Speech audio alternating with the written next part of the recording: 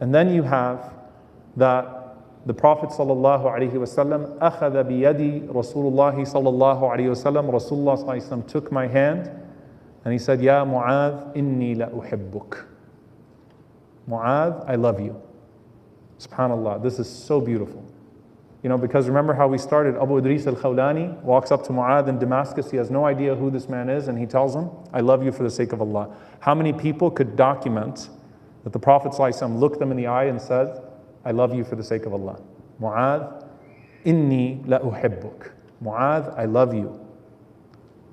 فَقُلْتُ وَأَنَا أُحِبُّكَ يَا رَسُولَ اللَّهِ. And I love you, O Messenger of Allah.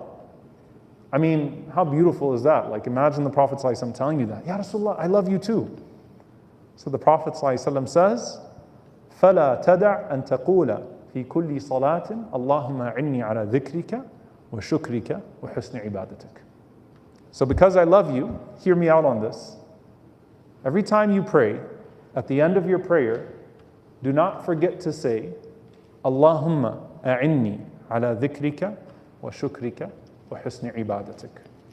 Allahumma a'inni ala dhikrika wa shukrika wa husni ibadatik. Oh Allah, support me, help me to properly remember you, help me to properly thank you, and help me to properly worship you.